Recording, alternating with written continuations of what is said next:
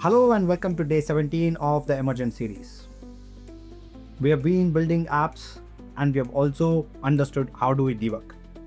But even after repeated tries, if the agent is not able to get what we want, what do we do?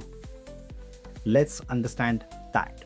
There are a couple of things that we have to keep in mind when the agent is not able to get whatever we are expecting it to do, right? One is called rollback and the second one is called forking, okay, which is basically like a version management control. So let's look at both of these options and understand why it happens. One is rollback feature, undo changes and return to a previous working version. What is rollback? Rollback lets you turn back time on your project. If something breaks or the agent goes in the wrong direction, you can go back to any earlier point in your conversation and start fresh from there. Think of it like a save point in your video game, the undo button for your entire project, the checkpoint you can return to. So let's quickly check how does this work and where do we get this option. So let's assume that this is the project that we have been building with multiple prompts in between. Right now we have given some prompt and it has messed something up. Okay, let's assume that. So what I can do is I can go to this particular point wherever I know that it was working fine, right? If you try to add some feature and it has messed it up, okay, after several tries, then it is better to roll back and start over again. Okay, so rollback option is available over here. And when you click on that, you have two options. One, erase all messages and generated code, which means it will erase all the messages that you have sent and also the code that got generated because of those conversations, right? If you use this, then code and messages both will be erased. The second one is erase messages only, keep code, which means all the conversation that you have had will be erased, but the code will be kept as is. Okay, whatever is the latest code that we have in the project, that code will be kept as is. The messages will be erased, right? So let's give this a try and I'll show you what I mean. So confirm revert. It will do 4 steps, but it will happen quickly. Okay, and if you see now, right, it has come back to this particular point. And so if you see now, it has come to the point where we asked it to roll back, right? Now here, you can start over the feature that you are looking for all over again. Think of it like you have done some paint, right? And you try to do something and it messed everything up. Now you do not want to correct it. What you do is you undo it and then start from there all over again, right? This is similar thing. You do a couple of conversations with the agent to see if things are improving. If it is improving, you go ahead. But if you see that agent is not able to do what you are expecting, then it's always better to roll back and start from there. Now let's head over to understand what is context limit. Okay, so here, context in Emergent refers to the conversation memory and the project knowledge that the AI agent maintains throughout your development session. Think of it as the agent's working memory. It includes everything from your conversation history, the code that's been written, architectural decisions made, bug fixed, features added, and your project requirements. Now, if you've been using ChatGPT or similar platforms for a very long time, you might remember that when it all started, the context limit was very, very low. That is, you have a conversation for 10 to 15 messages with the AI and AI starts hallucinating, which means it does not remember what we had already mentioned. Similar thing happens over here as well, right? There is a limit to everything. Based on the model that we are using, the AI will start hallucinating if the context limit has been crossed, which basically means the old conversation that we have had would be out of its context. So it will start asking you the same question that we have already answered previously. Okay, now Emergent handles it intelligently. Let's understand how does it handle it. So the project that we were working on, which is task flow RITs, has been using something called Claude 4.5 Sonnet 1 million, which means it has 1 million context token. So we have never got a situation where we had to fork our project. But this is available only in the Pro plan. Now, if you are not in the Pro plan, then you would normally be using 4.5 Sonnet or 4.5 Opus, right? Or GPT 5.2, Gemini 3 Pro, or GPT 5.1, any of these models, right? And most of these models has a 200K context, which is 0.2 times, 20% of what we have over here, right? Now, what Emergent does intelligently is it understands that the project is closing to the context limit, and it'll ask us to fork the project. Now, what is forking? Let's understand that. So, chat forking is Emergent's intelligent solution to context limit challenges. It allows seamless project continuation in a fresh chat while preserving all essential context when your conversation approaches the 200K token limit, right? How forking manages memory context. All AI agents have limited token context windows, like limited memory, right? Complex development sessions consume this through detailed code discussions, multiple iterations and refinements, extensive debugging sessions, feature addition and modification. So basically, anything that you are chatting with the agent will consume context, right? It will consume the memory.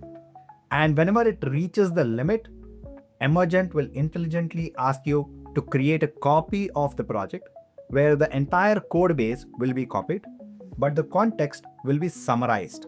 So it will not have word-to-word details, but it will have a summary of what all we have done so far in a concise manner. So that when you start the conversation next, it knows what we have done so far and what needs to be done next based on our conversation. Now we have two methods of forking. One is automatic, one is manual. Let's understand these two processes. So triggers for forking: automatic forking scenario. Context limit warning. System displays warning as you approach the token limit.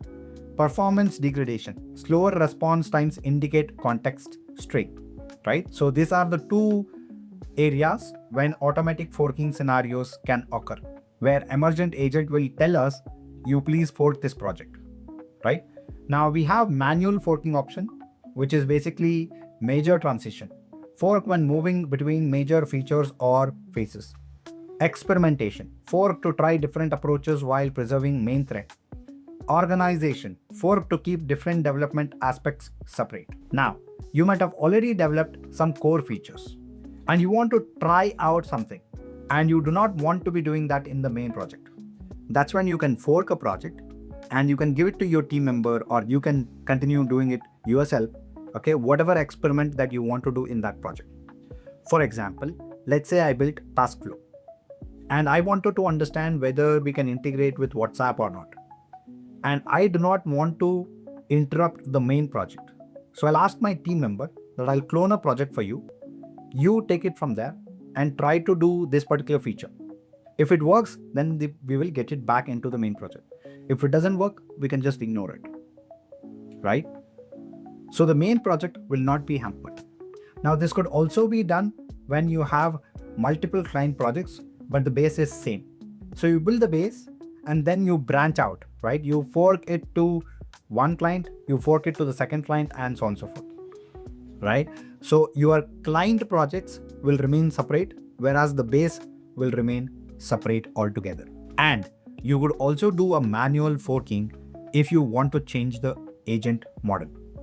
Let's check this, because I am on the 1 million token context model. I want to change it. Let's see how does this work. Let's head back to our project and move to this particular project which has 1 million context.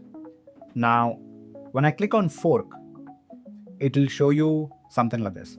Now, even if we have reached the context limit, it will exactly show this particular window where it will tell you that context limit has been nearing, or you are nearing the context limit, and please fork your project. Okay, so you can see here, fork this session with a summary. Continue your work in a new conversation while keeping the important context from this session. Perfect for continuing complex projects without losing progress. Now, context preserved, all important context preserved in summary. Okay, what's the first important point? The second one is memory refreshed. Fresh context window with clean slate for new tasks, right? The third one is spend less. refresh memory means lower token costs. Now, why does refresh memory consume lesser tokens? Because whenever we are talking to agent, it needs to understand what is the context. Now, bigger context would mean more tokens. Because this is summary of what we have spoken so far, it will have a shorter context, but all the important points will be noted in that summary. And hence, it will consume less number of tokens. So it's always better to for once in a while, even if you are in 1 million context. So let's go ahead and see how forking happens. So you can see here, proceed to summarization. So when you click on this, it's actually going through all the conversation that we have had so far, okay, from the beginning of the project until the last message that we had sent, and it will generate a summary of this entire context. Let's wait and watch what it does. And there you go. So it has given a new name, okay, task flow 2185, project analysis, right? And if you click on edit summary, you will be able to edit the summary of the project. Okay, this is a 15,862 characters long summary, right? All the details of everything that we've conversated so far, okay, in a concise manner will be available over here. Okay, if you want to make any changes, you can do that. Otherwise, just go ahead, right? You can read through the summary if you want to and see if there is anything missing. If not, then we can just click on approve and continue. Okay, so I'm going to click on approve and continue. And here it'll ask you fork agent. Okay, use default agent, emergent fork agent. We have just one agent available now. Okay, and that will be selected by default. One more important thing here to notice is you can select the model. Now, instead of 1 million token, I'll go with 4.5 opus. Okay, I'll quickly show you why, right? So here, if you can see, 4.5 opus is Anthropic's most advanced model. It understands our messages better and will be able to give us better results. Okay, and that's why I'm going to fork this to Claude 4.5 opus. Okay, I'll click on start forking. So what it is doing behind the scenes is actually copying the project entire code, but the context will be the summary that we just saw. So let's wait and watch it. And you can see that a new project has been started and it is named as SaaS Tasker. Okay, it has understood what we have done so far and it has given a name by itself, which is called SaaS Tasker.